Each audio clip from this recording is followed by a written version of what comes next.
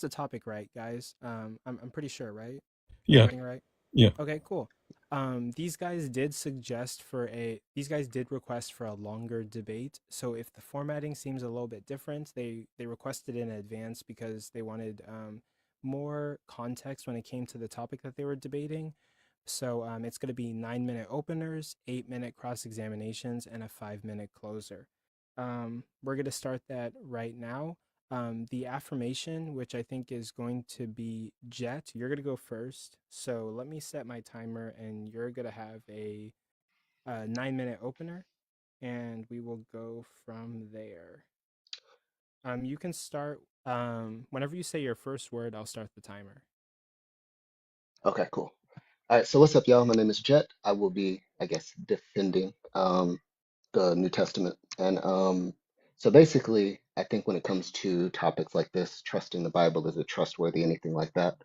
Um, I like Dr. Wallace's perspective on this. He's a biblical scholar, but basically, absolute certainty and absolute skepticism really hurt historical discussions. So from the jump, I basically want to establish that, like, I'm speaking from a perspective of reasonable and most likely when it comes to history, not the kind of confidence we can get with math. So so basically, this argument for me anyway boils down to four separate kind of sub arguments. So I'll just kind of lay those out and then kind of go into them a little bit for the opener.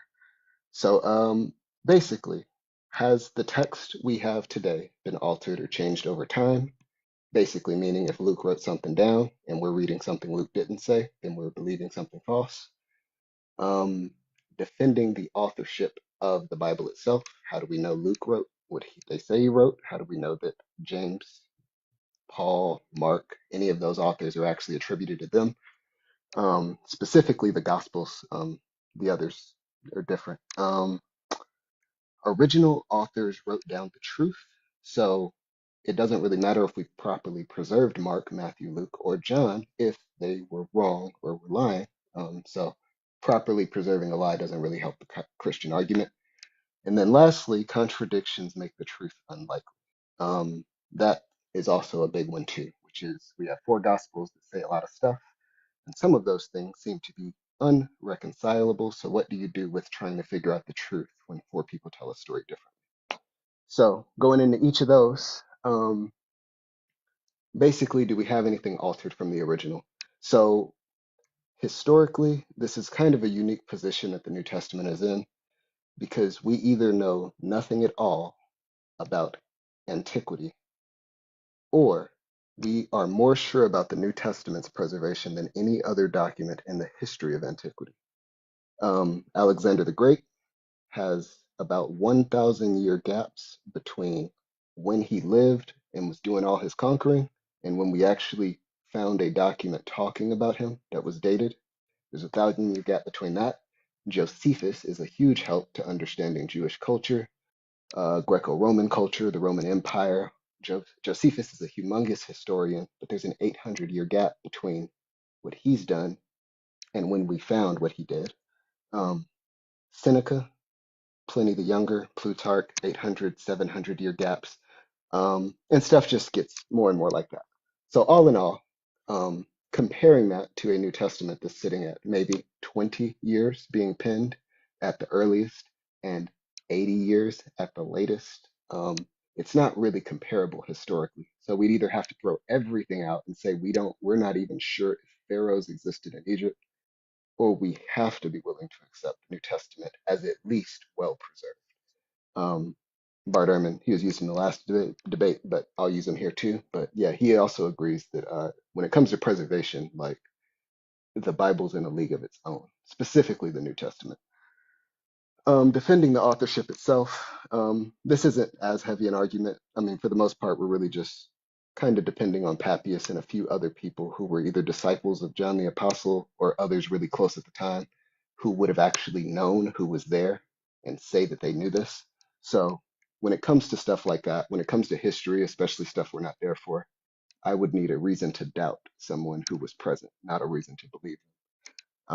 And the fact that he says Mark and Luke penned those gospels actually helps his argument because if you're trying to create a narrative, um, those are bad names to use. You know, like you would definitely use the Apostle Peter as the person who penned this to use his authority. You wouldn't say Peter's disciple, who might have been a Gentile, copied everything down. Like that would actually hurt your credibility. So if they were trying to lie about it, those are bad names to use. Um, did the original authors write down the truth? This is a big deal, but to me, it only comes down to three possibilities. They were either lying, mistaken, or telling the truth. If they were lying, they need some kind of motivation to do this. They need to gain money, women, sex, power, status, something. But to lie and to know you're lying, I know plenty of people who will like die for something they think is true, but they are in a unique position that knew it was a lie. So you need a reason to completely uproot your culture, your life, and everything, and either get martyred or exiled. Um, Being mistaken is maybe even tougher, that 11 different people could genuinely have misunderstood a resurrection. That's not counting the 500 that Paul also says. Um, and also, a really big point is it is a very tough sell to try to convince people in Jerusalem of a resurrection. Like Jerusalem's the worst place to start a campaign if it's a lie. That would that is where everything happened. People were actually there. That would be akin to me trying to convince people in New York that 9/11 happened in Seattle. Like that's just the wrong location to try to start a movement that you know is a lie. So um so yeah.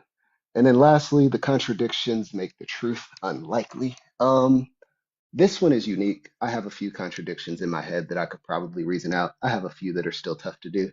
And I'm sure everyone in this chat probably has more that I haven't even thought of.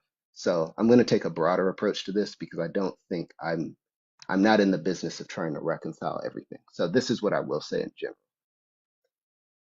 At worst, contradictions make us doubt which one happened, not if the entire event is fabricated. And I just made an example for this to kind of help out. But if I told everyone here that I lived in Germany in 2019, you may or may not believe me. If after this, one of my friends posts a video and says, no, he's wrong. He was actually in Germany in 2020. And then somewhere along the line, my parents, they're old, so they're on Facebook. They might post, no, in 2017, Jeht was in Germany. He always gets his dates wrong. So it's completely understandable that everyone on TikTok would have no idea when I was in Germany. It's completely different for someone on TikTok to not believe I was. So even though we have contradictions in the claim, the event itself doesn't get hurt. Um, Bart Ehrman actually used this example, and it didn't even make sense to me. So I'm going to present what I would have said to him as a rebuttal. But in Mark 5:21, there's a contradiction in this story in Mark 5 and Matthew 9. And it's Jairus. Basically, he comes to Jesus saying that my daughter is sick. Can you help her? Jesus says, sure, we're on our way. On our way. The woman grabs his garment. He says, power has left me. That whole thing happens. And then they say, hey, Jairus, don't bother the teacher anymore. She's already gone. That's gone. Then Jesus says it's okay, and he goes and raises her anyway. By the time we get to Matthew's version, Jairus walks straight up to Jesus and says, my daughter is gone. Is there anything you can do, Jesus? So, um, all that to say, when something like that happens, I can shrug my shoulders with the rest of the world and say, I'm not sure if Jairus came up and said she's gone, or if he did the opposite and came and went with Mark's testimony. But the point of both of their stories is a resurrected girl. So, to me, in this sense, it's one of those things where whenever you're hearing testimonies and cross examinations and things like that, especially with detectives, like when stories match up too much, it actually hurts the credibility of an argument. When you see people telling stuff from different angles, leaving out different details and specifying different things, or just shortening stories because the Bible legitimately is not trying to tell a full account of anything. Um, like the Sermon on the Mount, I'm sure was not a 10-minute read like it is in the Bible. I'm sure that was a sermon. Um, so there's a lot of things that actually may be getting condensed for the sake of clarity. Time is up. So, Finish your uh, last sentence. okay. Actually, that was my last sentence. So, Yeah, all in all, multiple, those are the four categories in my general defenses for them. Details can come later. Okay, that was an awesome, amazing opening statement. Thank you, Jeht, for that. Ceasetoknow, we're going to start your opening statement now. You're going to have 9 minutes, and it starts whenever you say your first word. Okay, can you guys hear me okay? Yeah, we can hear you. Perfect. So first of all, thank you for having me back on your platform for a third time. I appreciate it. I appreciate the audience. I appreciate my opponent here. The question is the Bible an accurate prescription of reality? I'll be making the case that it is not an accurate and reliable description of reality. But I think first we need to narrow down what we're specifically discussing here. I think for either of us to make a case one way or another, we should divide the categories in which the Bible could be an accurate depiction of reality, and then test whether or not it succeeds in these categories. My position is that there are essentially four categories: scientific, moral, historical, and philosophical. Now, obviously, within the limited time that I have, I won't be able to go into all the details and all the examples in which why the Bible fails fantastically in all four of these categories. What I can do is provide a brief summary of enough of these failures to, I think, successfully make my case. Now, my opponent started with the history. So let's start with that category first, since it's where he started to go. But first of all, any supernatural claim in the Bible will, by definition, not be justified within a historical framework. History as a field can only address what most likely happened in the past, given some empirical prior, right? There are no empirical priors for miracle claims. There's a best hearsay. You can't even attribute likelihood to something supernatural because there are no tools to ground these claims in a way that can be shown to not be purely imaginary. We have well-grounded, well-established psychological explanations that best explain why people might believe somebody resurrected or performed miracles. They don't require us to assume they were lying, but certainly it doesn't require us to assume something supernatural actually took place. Psychological explanations like bereavement delusions, mass hysteria, misconceptions, confusion, hallucinations, and political explanations like propaganda to control a group of people. So even if everything else about the Bible was historically accurate, and I'll get to a minute as to why it isn't, the most important aspects of the Bible and of Christianity, which care about divinity, resurrections, miracles, cannot be grounded in any credible manner, and so they cannot be described as accurate descriptions of reality. Missing bodies certainly do not prove resurrections.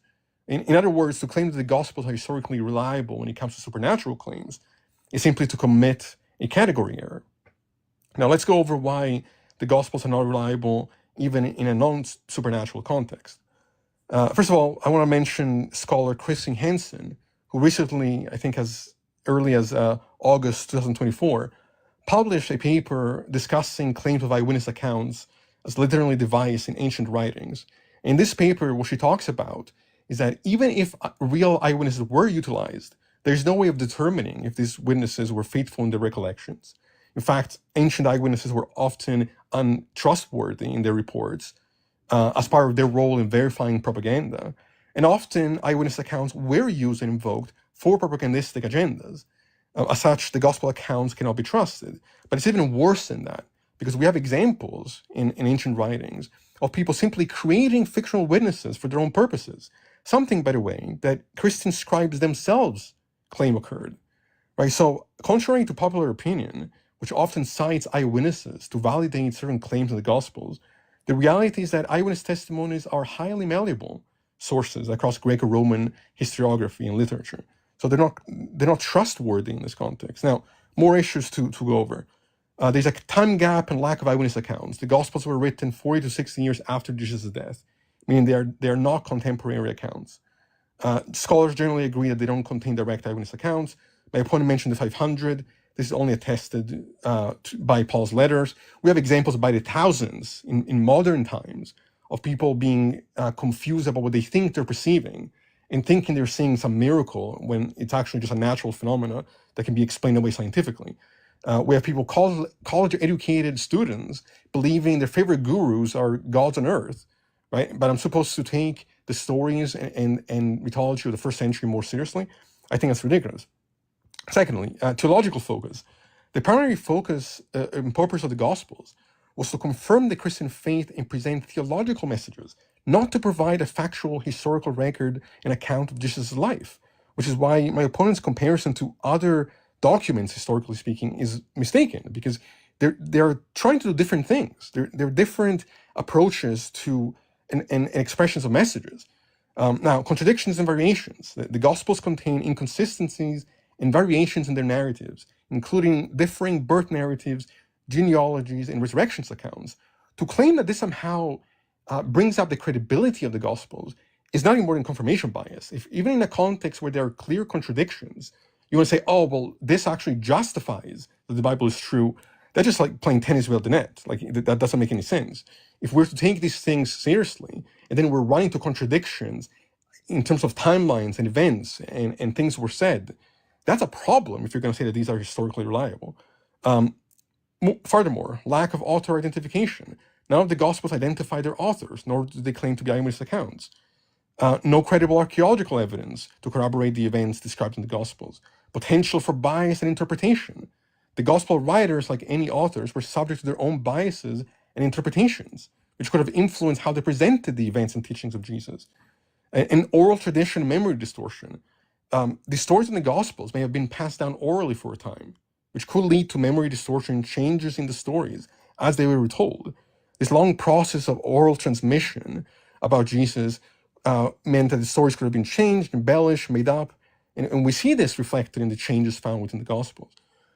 I want to quickly mention a few scholars and what they say about the Gospels. Professor of Religion Charles H. Talbert agrees that the Gospels should be grouped with the Greco-Roman biographies, but adds that such biographies included an element of mythology that the Synoptic Gospels do too. Theologian E.P. Sanders writes, these Gospels are written with the intention of glorifying Jesus and are not strictly biographical in nature. David Jenkins, a former bishop and university professor, said there is absolutely no certainty in the New Testament about anything of importance. The Gospels, while sharing core themes, present varying accounts of Jesus' life, ministry, and death, leading to contradictions in details, chronology, and the order of events, particularly concerning the Last Supper, the empty tomb, and the resurrection appearances. Here's a breakdown of some of these contradictions. The Last Supper and Passover. The Synoptic Gospels, Matthew, Mark, and Luke, present the Last Supper as part of the Passover meal, with Jesus and his disciples eating the Passover lamb. John, however, places the Last Supper the night before Passover, with Jesus dying as the Passover lambs were slaughtered. John uniquely sets this up this way because his theological purpose is wanting to depict Jesus as the Passover lamb. Now, both these accounts cannot be true. There's a contradiction here. But it's not just an issue of contradiction. It's an issue of why the contradiction is there. I would say that this change shows that John was motivated by some theological goal and subjective concern and goal as to the narrative he was trying to construct, rather than in a historical account. It's a fiction. Okay, it's at best metaphor and storytelling that he's engaging in. Furthermore, empty tomb and resurrection appearances. In Matthew and Mark, the disciples don't see the resurrected Jesus until they meet him in Galilee. Mary Magdalene in Mark, after the resurrection, runs to the disciples and says, they've taken the Lord and we don't know where they've put him. This is a strange thing for her to say, considering that in the Matthew account, she says she's been visited by an angel at the tomb who tells her exactly where Jesus is going, and she then met by Jesus himself on the way to the disciples. This is a clear contradiction. The cleansing of the temple. The Synoptic Gospels place the cleansing of the temple near the end of Jesus' ministry. John places it in the beginning of his ministry, immediately following the turning of the water into wine.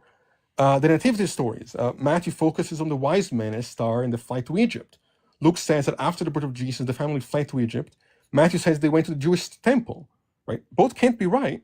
The reason Luke writes about the flight to Egypt, from my perspective, is that he's purposely trying to fulfill the prophecy from Hosea chapter 11, out of Egypt I shall call my son. If that is the case, or if it is the case that he didn't go to Egypt, then that would undermine Luke's attempt to justify Jesus as the Jewish Messiah. Again, this is another example. Finish up your last sentence. Yeah, this is another example of one of the authors using their fiction, their construction, not as a historical device, but to express a theological message. That makes it unreliable if we're to say that this is an accurate description of what really happened or what really took place. It isn't. It's fictional. Okay, we'll cut it off there. That's going to conclude the opening statements. Both of them were very, very good, very packed with information. We're going to start our cross examination. Jeht, since you're the affirmative, you're going to go first.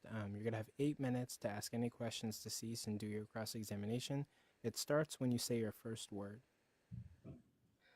All right. So first, I will attempt to clarify something really quick. I definitely stayed on the historical topic because I'm not convinced anything else matters. Like, if Jesus is a moral teacher that didn't exist, he's not worth talking about. Scientific application can't be applied to antiquity, and philosophy, again, doesn't matter. The accounts aren't historical. So I know there was a lot covered, and that was his opening statement, so I don't want to kind of count that against. But I guess my first question is this. It sounded like there was a bit of a dual sort of dilemma happening in how you would critique if something is true or not.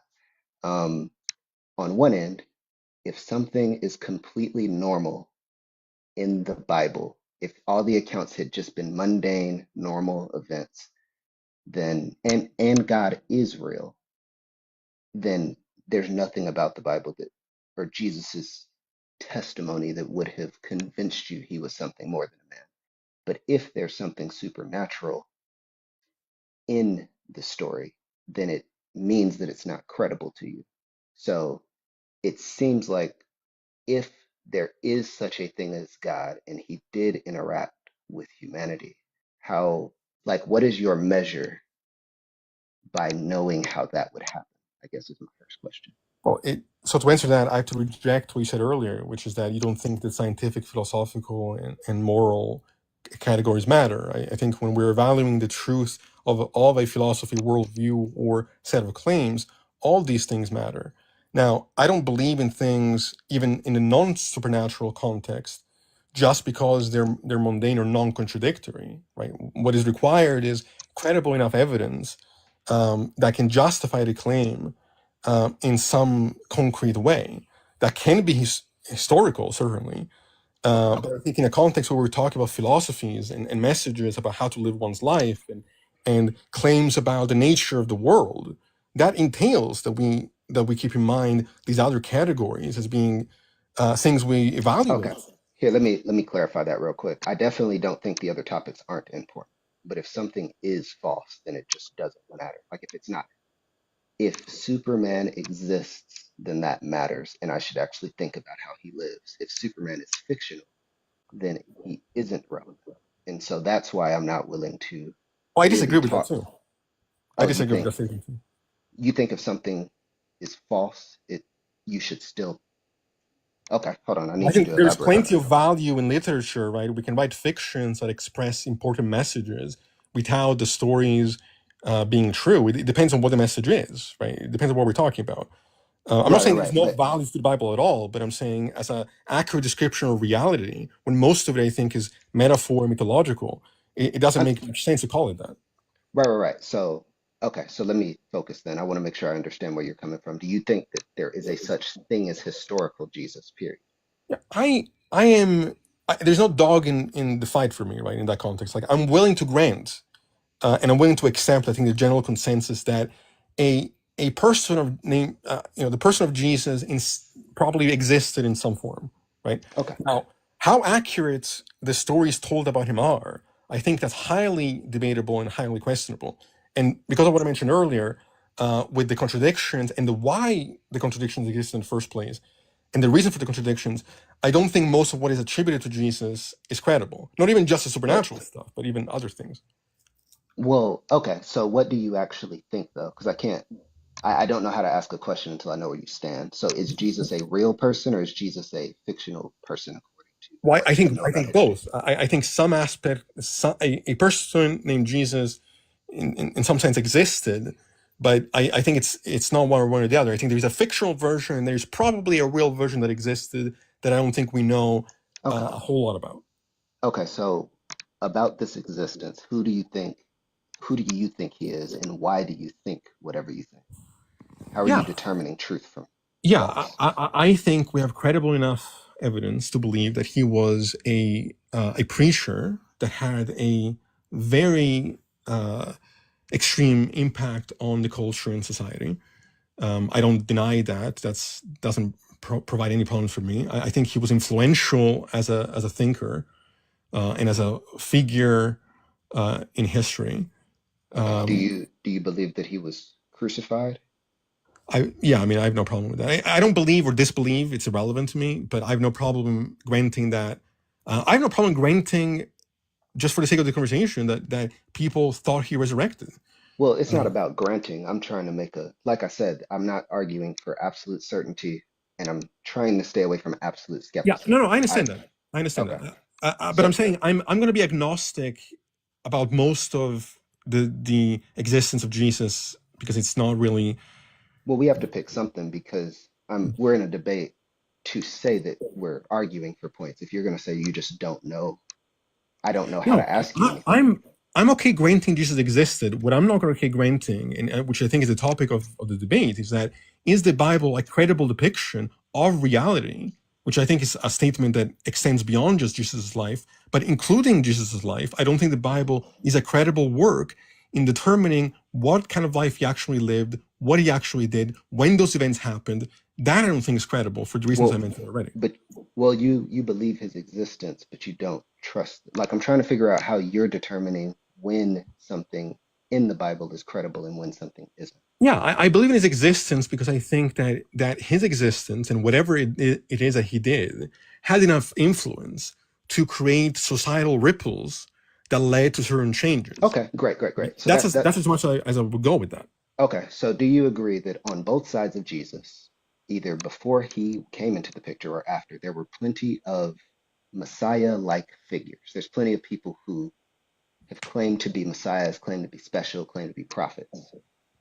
Yeah, sure. Before and after, sure. Okay, before and after. So Jesus is nothing special. He's just another rabbi in Rome who tried to get a following and was snuffed out. Why and how does he gain so much more traction than Alexander the Great? Yeah, I'm What not could saying that. possibly have happened? Right. So I'm not claiming that he was nothing special. Even among so-called prophets, there may be aspects of their philosophy that may be special, or it Well, may be the case that they're simply more influential or convincing than other people, and therefore derive more of a following than some other figure, right? like That's who? not. Sorry. Like I'm trying to figure out if Jesus didn't actually do what he said, then he's just another person who was snuffed out by the powerful Rome, but somehow No, he that's not. That's a false like dichotomy because again, he can.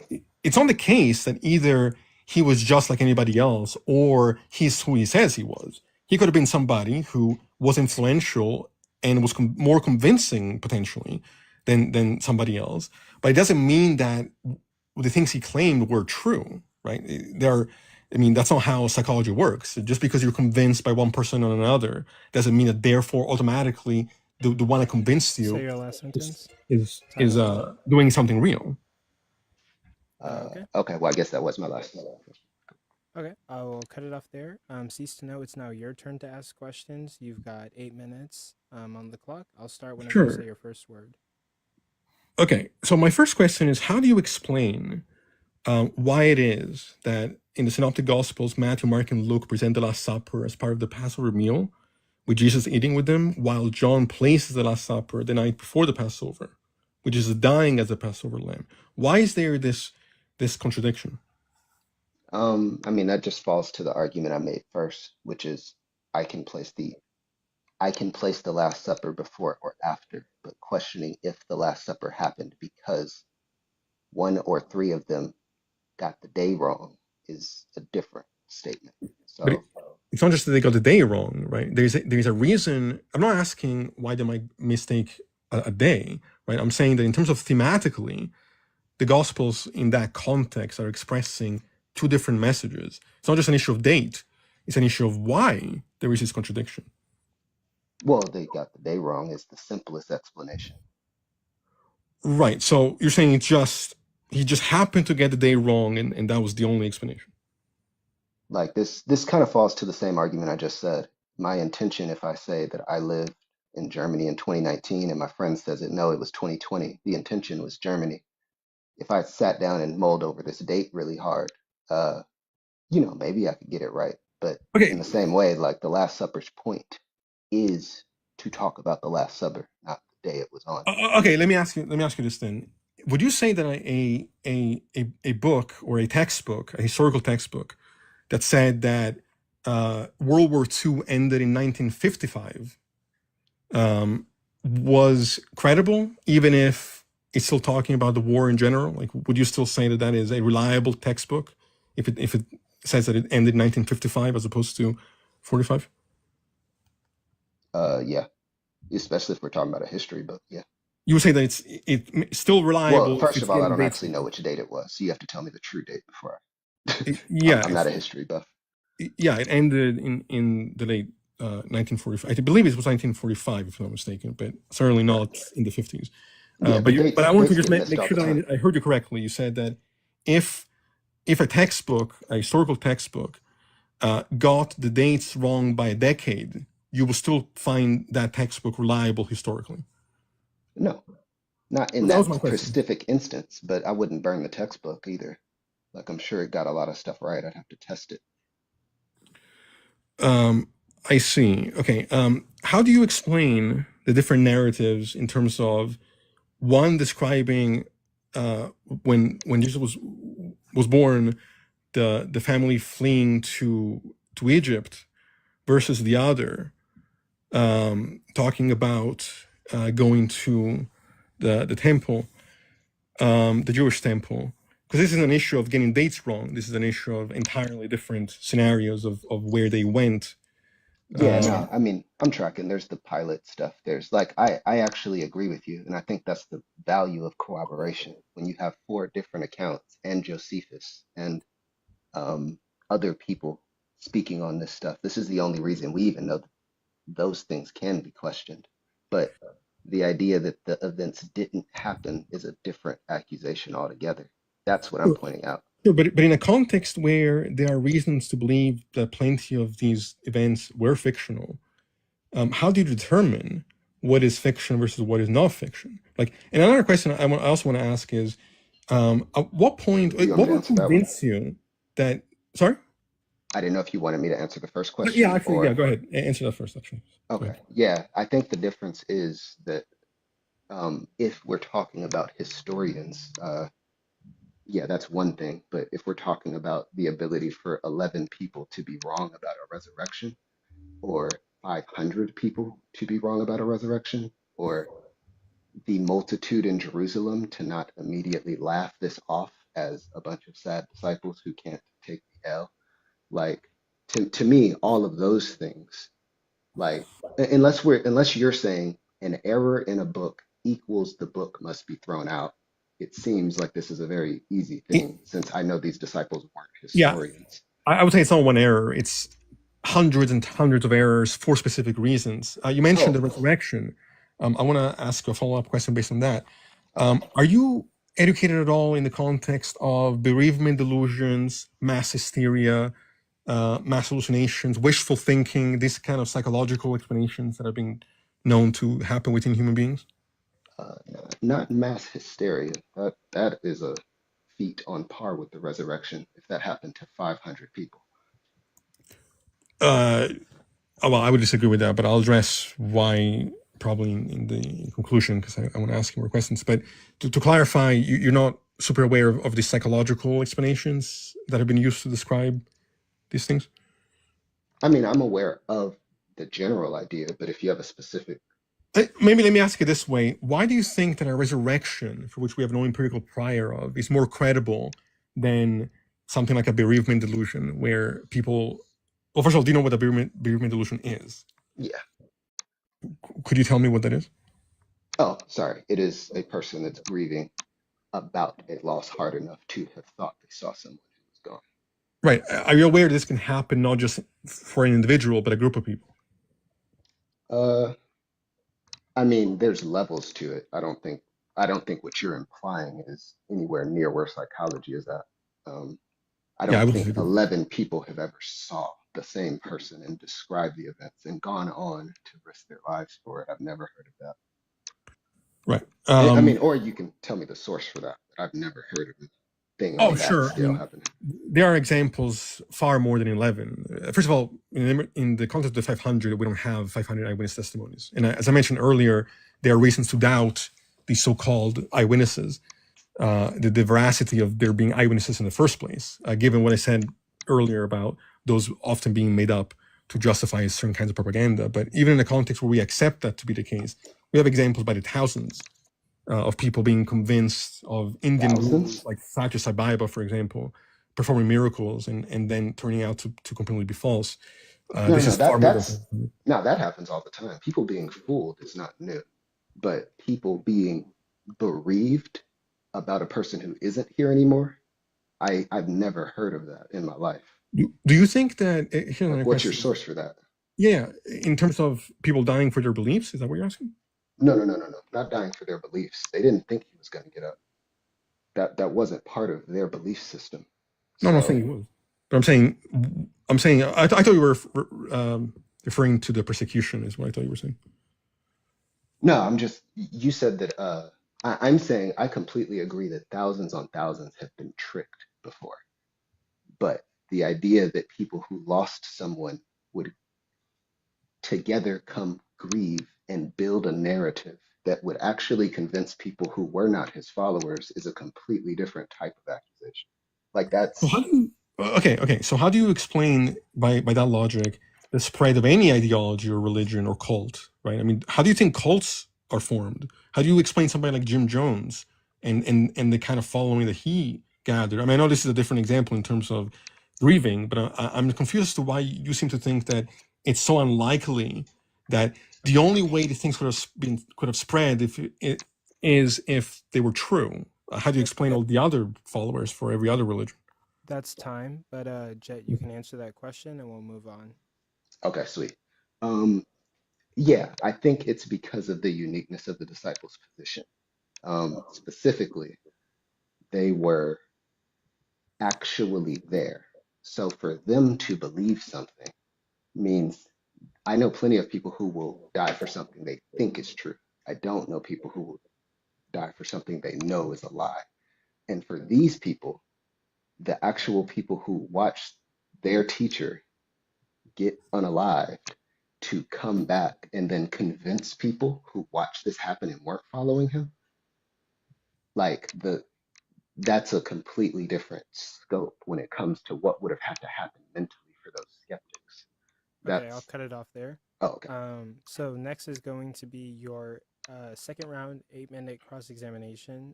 Jet, I'll start the timer when you say your first word.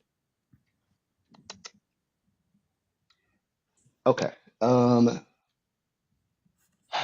Let me see. So how if if it is possible for a God who created the universe, like we agree that if there is a God who created everything, then creating the universe is a greater feat than like creating life itself is a greater feat than just raising one person from the grave. We agree on that? Sure. Okay. So Well, with greater, this, I'm not sure what standard you would use. I mean, it seems like if you're the author of all things, then you can do all things regardless of what it is. So I'm not sure if it's greater or just an example of him being the author of what is possible. So I'm not sure if I would actually even say greater. I'm just saying part of what he would be as a being, right? well, yeah, I agree. Like my point is if Superman can lift infinite things, then him lifting a car, quote unquote, is the same amount of effort as him lifting a planet. So I get what you're saying, but we're saying one life is easier in general than the universe Well, I don't know itself. if that's true. I mean, easier by what standard? It would if God has There's less all of the a power, then there is no standard for which we can measure easier or harder. It would just be okay. our. I mean, yeah. Basically, yeah. God's infinite, so it is what it is. But I think you get what I'm getting at, which is that if I'm holding a worldview that can make sense of the fact that, oh, yeah, nah, it makes sense that God can do both of these things. Because to me, I don't know how else. I don't know how I guess here's my thing. How do you determine what is and isn't possible in the world? Yeah, I mean, well, any idea of possibility would be grounded in probably some logical or physical possibility, right? The issue for me has never been some kind of certainty. I have no problem acknowledging that some of the claims of religion are possible, that certain versions of God could exist. I just have no reason to accept that any of those things are actually corresponding to reality. So I have no problem granting that much of the stuff is possible, though I will ask you a question in my next round Okay. about something, but go ahead. Yeah. So I still kind of want to know though, like how do you determine what is and isn't possible though? Like what is your measure? Yeah, it would be applying certain philosophical tools, certain scientific tools, whether it's an empirical framework in terms of grounding possibility in empirical priors. That would be a way. So that would be purely scientific and empirical, or grounding possibility in some philosophical sense, talking about possible worlds or what is logically contradictory or not contradictory. So science and philosophy would be the two tools that we use to answer that question. Okay. So since those two fields are constantly growing, is it possible that something could be possible and logical, but outside of our understanding? Well, if you're saying outside our understanding, I mean, yeah, there are plenty of things that could be possible, right? I think there may be versions of God that may be possible. I don't think that the Christian version certainly is Well, no different. you don't have to answer the Christian part. I'm trying to just get the baseline logic here. So Sure, since our understanding is limited, it is possible that something could be possible that we think is impossible, right? something could be possible that we think is impossible. I'm not sure what you mean by that. I think there are things that could be possible and that we are aware already could be possible. And I can give you an example to make this easier. sure, So if I went back to the first century and I said, hey, if I pick up this device and put it to my ear, I can talk to my mother on the other side of the planet. Everyone would have laughed at me, right? hmm And then I would have successfully done it, and they would have called it science or magic. right. They probably would have thought it was magic, right? Okay, fair. Now, if I told you right now that um, I could clean your room for you right now by clapping my hands, and I clapped and I did it, what would you call that? An unexplained phenomena, and I would ask you how you did it. Okay, which means, so you agree with the idea then that, I mean, unexplained phenomenon is synonyms with miracles, right? No, no, I don't. Oh, That's you not. don't think That that? doesn't, Okay, what no, do you think a miracle is?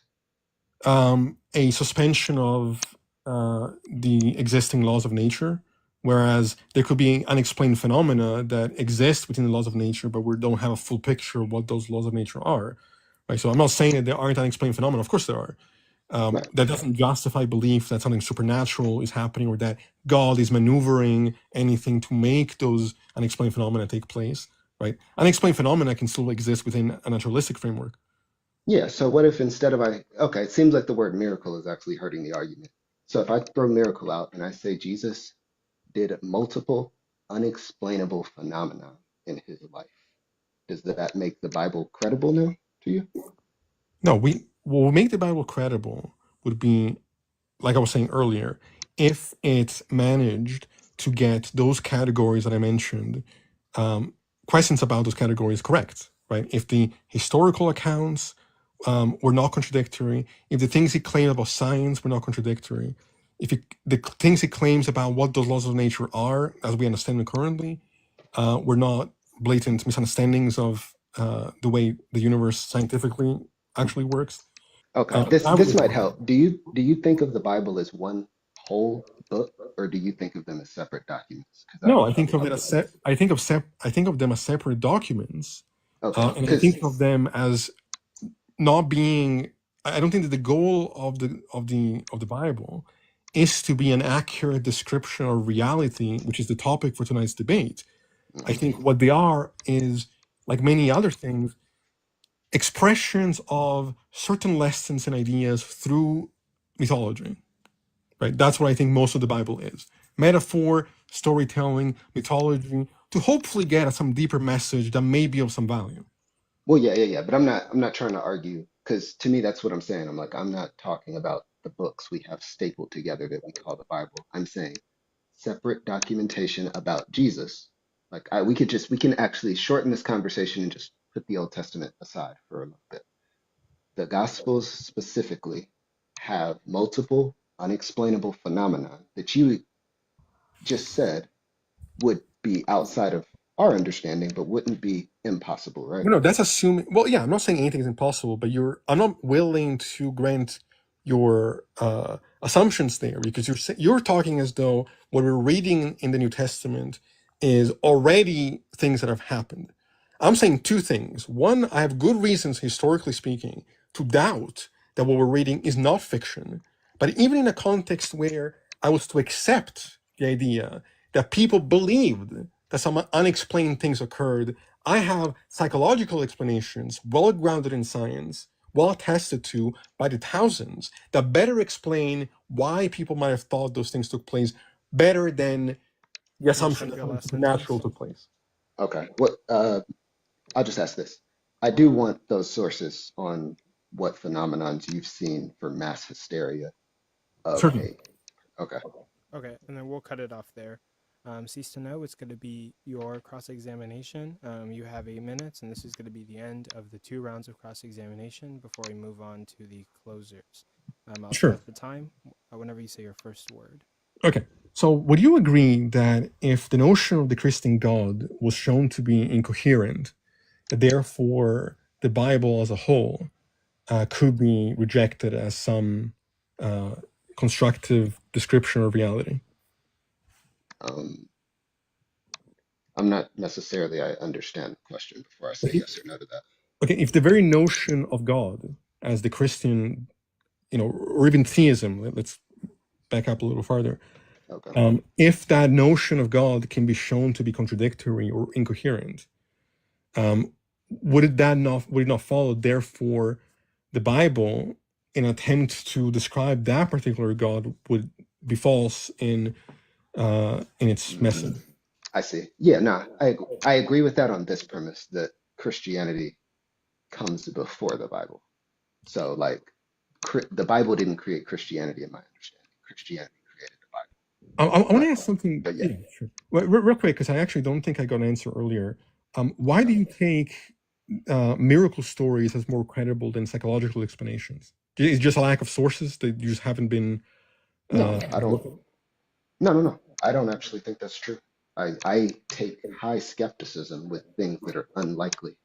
So it's not that I think it's not that I would believe a resurrection based off of little evidence. It's that the evidence I think I have is extremely high and could How do you actually be. determine likelihood in a context of something supernatural, which by definition lacks empirical priors?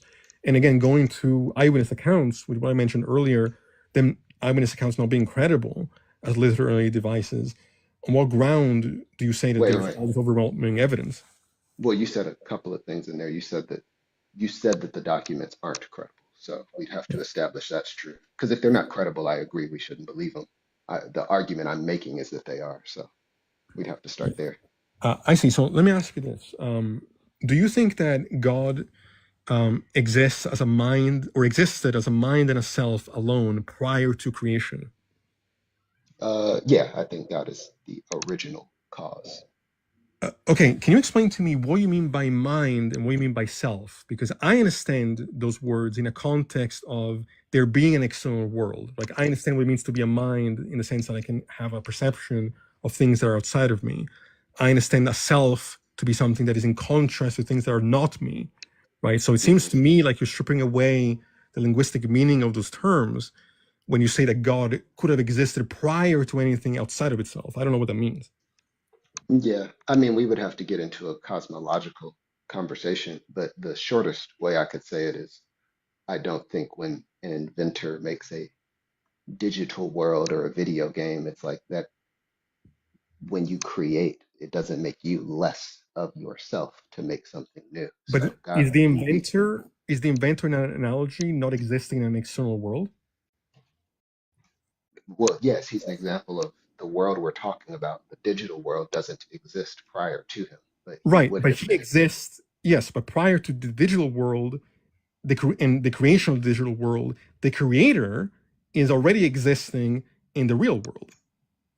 Well, he already exists. Yeah, I mean, if you want to call it a real world, I'm sure this will break down at some point, but Well, yeah. the point being is that the example of the creator of the digital world already exists in a framework where there is an external world to begin with that he emerges in, right? Whereas you're saying that God existed without an external world, and that to me seems to be incoherent. I mean, right. Like it's something that we don't comprehend as finite beings. So if we're going to talk about what infinite looks like, I think we are going to have trouble with that. That's like trying to give quantifiable measures to infinity. No, Like, I have no problem with infinity. I mean, I could believe in an infinite universe and never assume that there is a God present there. It's not an issue of infinity. It's an issue of what it means for something to be a mind and a self. Infinity is a different concept. So, like I was saying earlier, in a context, to just say, well, it's beyond our understanding, well, that's a problem for me, right? And I don't think it's beyond our understanding. I think it's actually what I'm trying to show you here is that actually what you're expressing is incoherent. It's not that it's beyond our understanding, it's that you're actually saying something that couldn't be the case. no, I mean, it sounds like we have the same understanding. You believe there can be an infinite universe, and I believe there can be an infinite God. But my question So wasn't we're about just infinity, deciding. right? Like my question was about what it means to be a mind and a self, right? To Mhm. be a mind couldn't be infinite, right? Or to be a self, or maybe it could be infinite, but in a context where there is still an external world alongside it, right? That's what I'm trying to understand from your perspective. But Yeah. um, I mean, I don't want to get into a cosmological argument if we're talking about scripture. Like I this can isn't prep for no, that this isn't too, but cosmology. This is philosophy. But I was I mean, curious. both. Yeah, because I mean, both are still the case, though. Like But the but the reason argument why I for brought this up because documentation. this is related to the scriptural concern. Because what I was asking, the reason why I asked you what I said earlier was, if philosophically it could be shown that you believe in something incoherent, then that would bring more reason to not trust what we're reading scripturally. Because the overall worldview that you were deriving from the scripture would be incoherent. I mean, no, like in how do I say this? It really comes down to, again, if something is beyond our capacity to understand, is not the same as saying something is impossible. And so, since none of us know how the universe started, I'm willing, I, I'm willing to be agnostic on a topic like that. But it does have to explain certain things that are difficult. And I think the universe's origin has major issues in a completely different type of conversation. Yeah, There is no my question cause. was not about origin of the universe. Maybe there was some talking past each other there. That was not my question. It was not about the origin of the universe. It was about what you mean by God, and what the God that the Bible describes is what I'm saying is problematic. It's not about the universe. It's about the Uh, character or the nature of this God ending up being a concept that's actually incoherent. But how much time do I have? I'm guessing that's probably it. No, you have 1 minute and 6 seconds. Sure. Let me see if I have any other questions. Um, so, how do you deal with what I, because I don't think I got an answer to this earlier or reply to it, in a context where historically it's well understood that people of that time would make up eyewitness accounts in order to justify propaganda. How do you tell what eyewitness accounts are credible and which ones are not? yeah, I'd say you test them against each other. There's a reason why we're still debating a Jesus now, and we're not debating Julius Caesar, who also thought he was a god. I think there's plenty of different factors that can go into it, but yeah,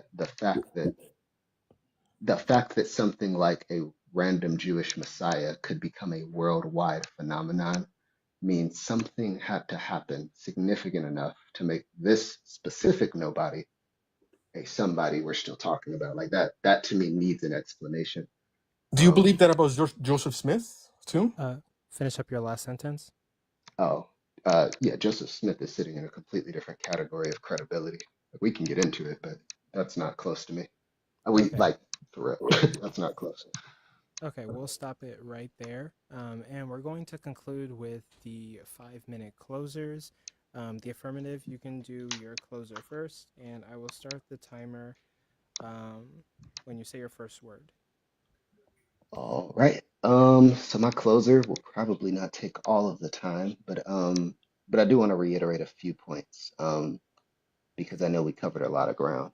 So, so hitting the four topics that I brought up, yeah, as far as the New Testament being credible, I'm not sure there's another document that anybody can think of that is even remotely close when it comes to the preservation of a document. I'd be more than happy to provide the sources on why that's so, but the situation the New Testament puts us in is either we have to revert back to the Dark Ages and just say we can't be sure about anything, or we can at least be sure that these documents have not been changed. Doesn't make them true, just unchanged based on how early we got them, how they've been preserved, how many copies we have, and the availability we just have to things now. So to me, even biblical scholars, no one's arguing if we've preserved it well. I can't say that. People are arguing it, but no one that matters is. Defending the authorship itself.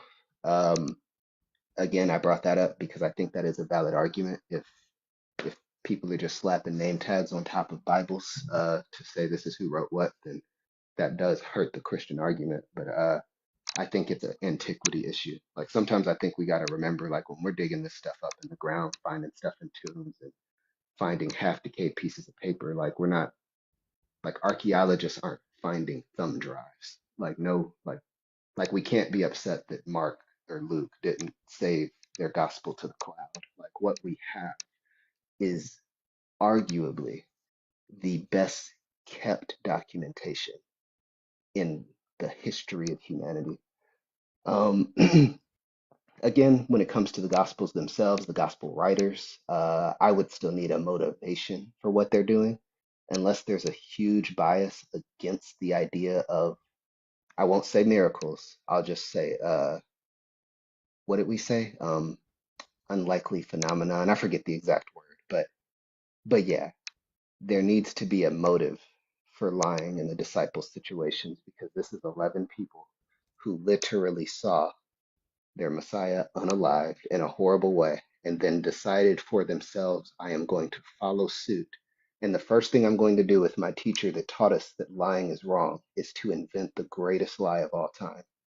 That seems that seems like a humongous jump for them to go from a teacher that taught you to do right by people, tell the truth, into let's lie and get ourselves destroyed for no one's gain. And let's make a pact to all do this together. And none of them recanted. In fact, they grew followers. Being mistaken is still difficult. The idea of mass hysteria is not something I have ever heard of. And psychologically, I do actually want to see those sources on not someone being fooled, but someone grieving to the point where they started a movement that fooled others who were there to see it and weren't grieving that same person. Um, and starting that in the location that everyone who got the person unalived was there for. Um, and then lastly, we talked on contradictions. So like I said, there's a lot of different ones that hit a lot of different points. I'm willing to kind of rest my hat on the fact that, like, hey, at the end of the day, everyone on TikTok should believe I lived in Germany at some point. The idea that we would just come to the conclusion that because I got the date wrong and my friend got it right, where there's multiple accounts that we just like, or like my opponent said, it's like the Civil War's date ending was wrong. Like it's almost as if the date was wrong in that history book, I should believe that the Civil War is still happening today, or it never happened at all. Like that's it's the ability to throw away so much of history because certain things might be contradictions. So I will say I'm not a fan of the fundamentalist view that there is absolutely no issues whatsoever cover to cover. I think that does more damage than good. Like I said at the beginning, absolute certainty does a lot of bad, and I think absolute skepticism does the same thing. This is me just saying the most rational explanation that I can think of for how a nobody like Jesus became a person we're still debating about today, and not the hundreds of people on either side of Jesus that claim the exact same things, needs to be explained. Finish your last sentence. Cool. Um, to me, all of these are cases that work their way towards this being a rational argument. This won't convert, this won't do the whole thing, but I do think this is a rational case for the Bible being something different than anything else we got in history. Cool. Okay, that was amazing. That was awesome. Thank you for your candor. Ceasetoknow, we're gonna do your 5 minute closer. I'll start the time whenever you say your first word. Yeah, I would say that a number of false dichotomies were expressed, especially in the last closing statement. It's not the case that either the Gospels or the followers of Jesus were lying or it was true. They well could have believed what they were saying but be wrong about it, right? And again, psychologically, we have far better explanations as to why that could be the case than otherwise. Nobody's saying that they had to lie. By the way, there are something like 200,000 and between 200,000 and 700,000 variants of various manuscripts in the Bible and rewritings and changing of things and changing of events. It's not the case that these things have been perfectly preserved from the original. There are estimated over 45,000 Christian denominations globally, right? All who believe different things about the narratives. I mean, there may be some shared messages there, sure. It's still within a certain category of religion, but there are severe disagreements about the theology behind these denominations. So even in that context, from a religious perspective, to say that the Bible is an accurate description of reality is problematic when you have thousands of Christians who believe different things about what the Bible is even saying. Now, it's not the case that you either have to accept the Gospels are reliable or we throw out the rest of history. This is just completely false. And I mentioned a number of, including religious scholars, who talked about how the Gospel should be understood. They were saying that the Gospel should not be understood in a historical, as a historical biography, but rather a theological message, right? And I think that when we understand not just that there are contradictions, but why those contradictions exist, we see that there is a theological and mythological and metaphorical process taking place rather than an attempt to tell historical events, right? And I'm not saying that there's one contradiction, therefore we throw out everything valuable about the book, right? The question is the Bible a reliable framework to understanding reality? In a context where, for all the reasons I mentioned, the Bible, historically speaking, certainly is not reliable. In fact, it seems like it's mostly fiction and metaphor. And then all the other ways in which it fails, which we didn't even get to, right? Scientifically, it gets things wrong. Morally, it gets things wrong in the defense of slavery, for example, Leviticus 25, 44 to 46, or Isaiah, I believe, 6:5, where he talks about, fearing your masters the way that you would the Lord in heaven. It gets questions about morality wrong. It gets questions about science in the stories of Genesis completely wrong. In the context of history, we have no reason to trust what's being written there. I don't have to throw out the rest of history to look at the Gospels, not from a historical and biographical account, but rather from a theological account set up to express particular messages within a metaphorical framework. Right? Now, that might have some merit, right? But that is not enough to claim that Christianity or the Bible is reliable in the context of understanding reality as a whole.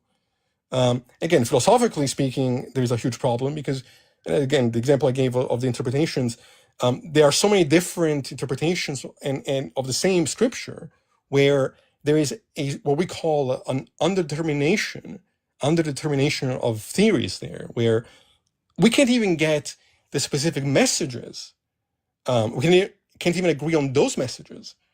And so, from my perspective, the Bible fails in every category that's been put there.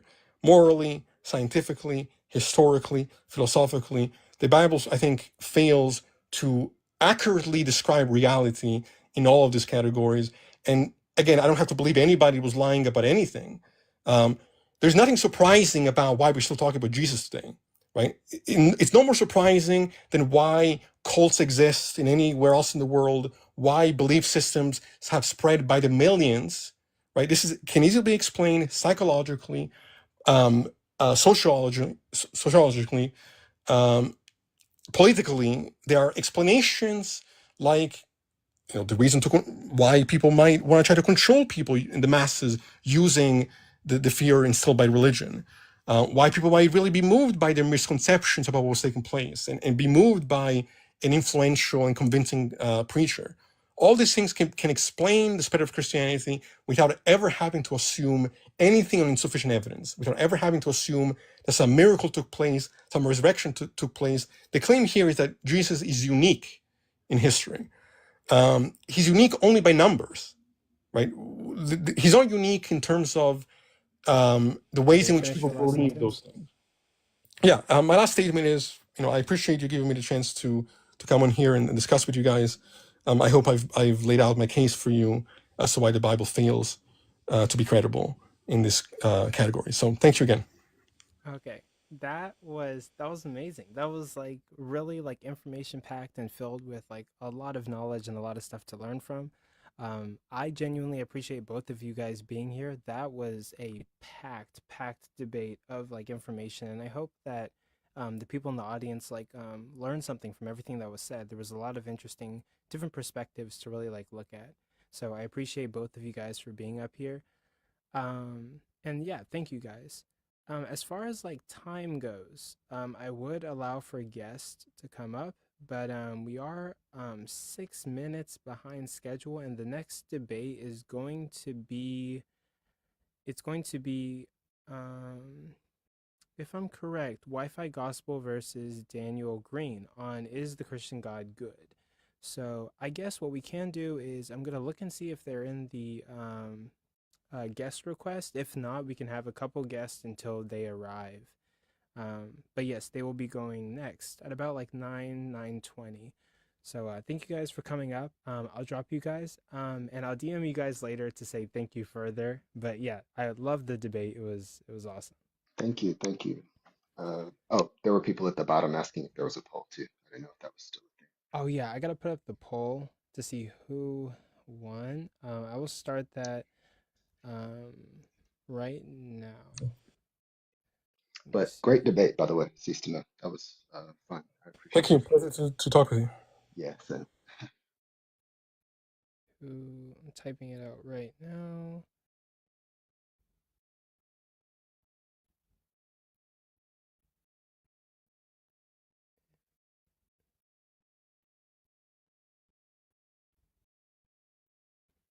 And John wants to know if the guests can ask the debaters some questions. probably I guess I'll allow them to do that like right now. Um I've put up the poll. Let me check if Wi-Fi Gospel is here or if Daniel is here. Oh, they're both here. Okay. How about I'll allow John to come John to up. come up. Oh, Oh, Daniel, you gotta echo. Swipe out and then come back again. I'll allow I'll allow Bought by Blood to come up, but I think I can only have one guest. We can get this going. Or here, let me look at my schedule. Let me see. Okay. Let me do like 3 guests and then we'll get into like what we need to do. Try to keep it short. Here. Bring Daniel up and Bought by Blood. Go ahead, do your thing. all right. I was gonna ask both people a question, but I'm just gonna attack the atheist. What's up, Cease? So, here's my question. Hypothetically, if miracles did occur, what would be the best methodology to record and give us evidence in the 21st century that miracles occurred? If they took place in ancient times, specifically. There wouldn't be. That's the part of the problem, right? There wouldn't be. I think we would have to be able to justify the same kind of miracle stories as described in the Bible now scientifically, and then we could say we have empirical priors of these things actually existing in reality. then would raise the probability that these things happened in the past. Until then, we can't go backwards in that way, right? That wouldn't make any sense. So your answer, just so I'm clear, the answer is there wouldn't be a methodology. Well, the methodology would there not wouldn't be be a best one. methodology. The methodology would not be one where we would have to look back in time. It would be one where we would have to ground these phenomena now, and then we could go and say, okay, well then, because these things we actually know can happen, not just out of some epistemic possibility, right, but as an actual phenomenon in reality. Once we see that it can actually happen, then we're justified in saying, okay, well then it might be more likely that this did take place back then.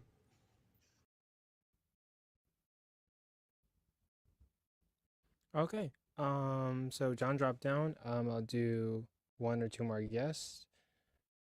I'll do this guest and then one more. By the way, Daniel, Wi-Fi Gospel, good to see you guys. Hang tight for like a couple minutes, and we will get this started.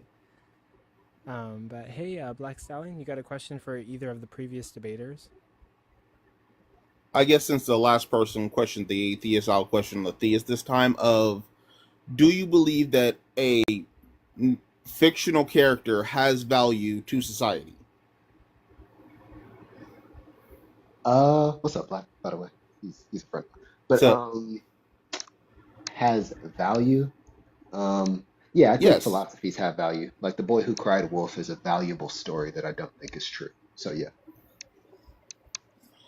So what? So if I'm not saying Jesus was a fictional character, I'm saying the mystical things that the Gospels said Jesus did are just things that the gospel did in order to pump up Jesus the same way we do in the modern day with power scaling. Sorry, your icon is fitting. But I mean, if that's true, then that just is true. And so Jesus is another helpful superhero narrative that isn't true. If it is true, then uh yeah, but we gotta talk about why we're assuming mythical. But that's what the debate was about. So. Okay. Yeah. I guess I'll stop it Okay. there and then try to get to the next guest. But Cool. thank you for coming up, Black Stallion. If I have time afterwards, I'll definitely like let anybody come up and talk about any of the debates. The debates, the debates will be going pretty late this evening, but I'll stay up and I'm not really doing anything tomorrow, so we can all talk about the debates, ask questions, and do a review, or I might host a live tomorrow to talk about it. And then I'll do one more, and then we will get on to the debate.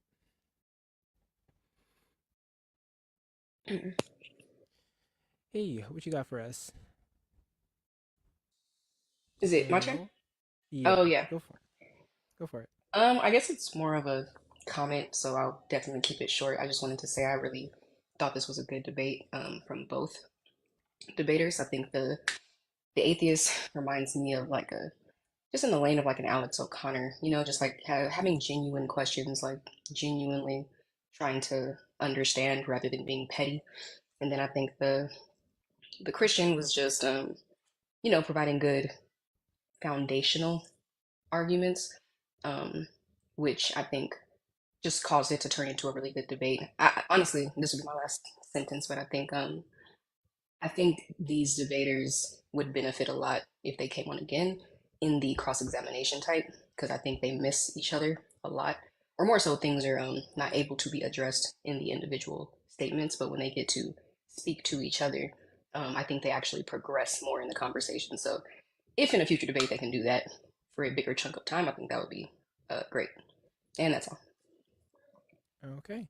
Thank you for coming up. Thank you for your candor. And yep, we will get on with the other debates. We appreciate you. Thank you so much. I appreciate it. I appreciate all the gifts. Thank you. Yep. All right. Thank you, See Cease. y'all. Thank you, Jeht. Feel free to request any time to do any other debate, any other topic with any opponent. I will host it. I will promote it for free. And this is a reminder to the 124 people in here. If you want to debate somebody, any topic, any opponent, I will host it. I will promote it for you for free, and get that going. Jay, do you have anything to say about the previous debate that we just watched? I think it was very informational, jam-packed with lots of information and things that we can learn from. I think it at times kind of veered off topic, but for the most part, I found it, like you did, informative. And I think, yeah, if Ceasetoknow and Jeht had more time, I think they could have actually ironed out something within the debate. But for the most part, I think they both did a really great job. Jeht at defending, and Ceasetoknow, of course, bringing the heat as normal. But yeah, great job, guys. Definitely, definitely. Both of those debaters, very good, very prominent debaters, very skilled debaters.